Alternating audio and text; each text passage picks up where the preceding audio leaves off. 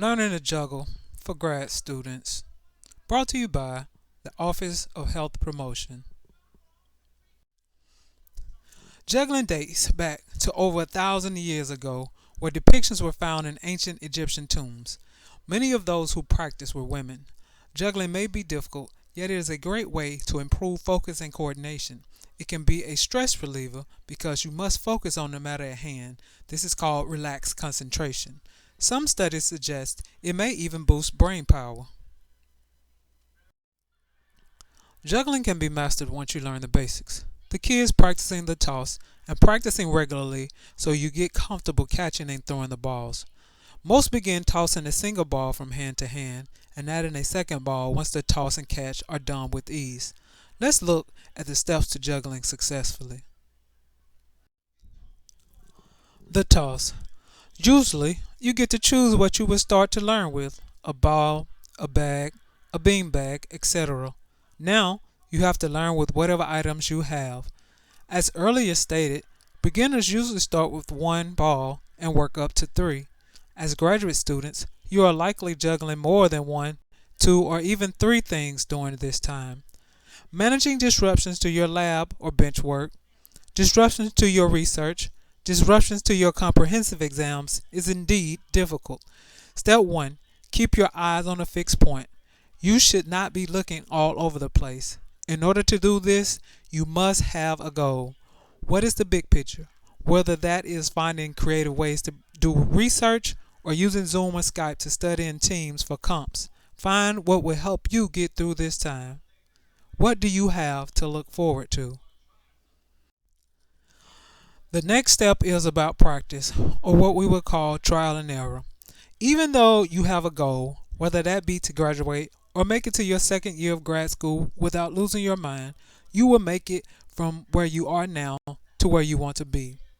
And you can only do that one step at a time. For example, you devise a plan for your day or week. It doesn't work. You modify it and keep tweaking it until it does work. Or you think of new ways to prepare for comps. Since you cannot go to the library or meet in some sacred space, now is the time to find the best study time and place. There will be a lot of trial and error here.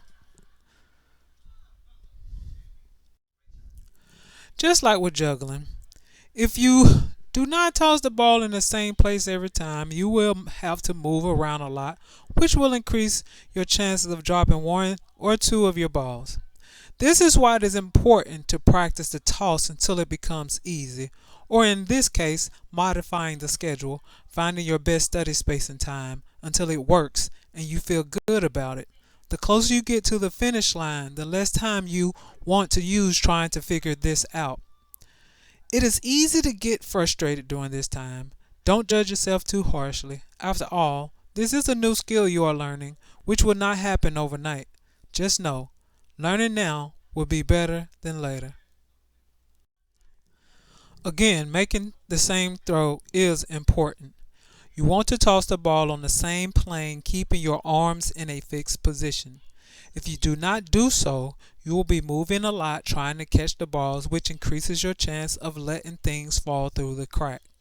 In this case, you want a schedule, routine, some structure, which is important for most of us. Find a routine and stick to it. This should include sleep and meals and times for something enjoyable.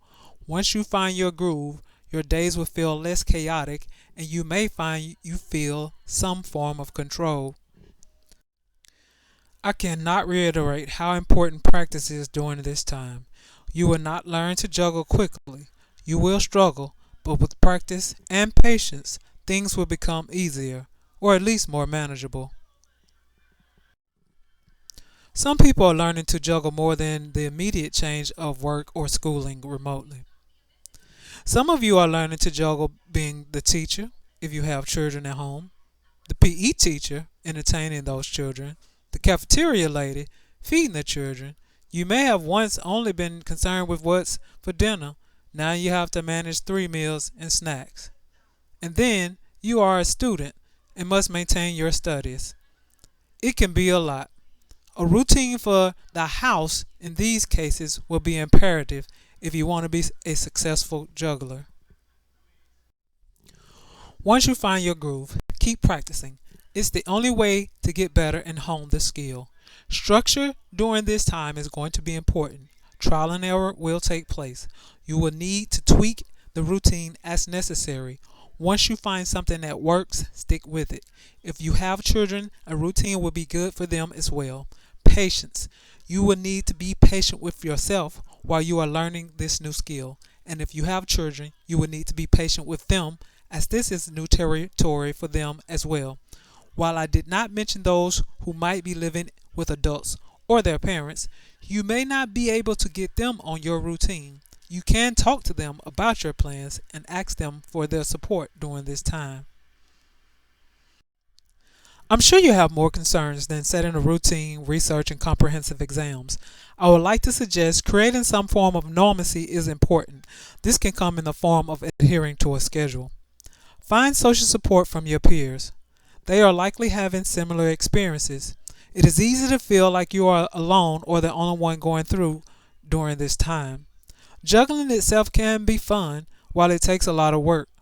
During this time, make sure you find some time to have fun. Try something new, alone or with those in your household. William and Mary's Health and Wellness team has several resources available to you on our virtual wellness site. Download our wellness app and follow us on Facebook, Instagram, and Twitter for updates.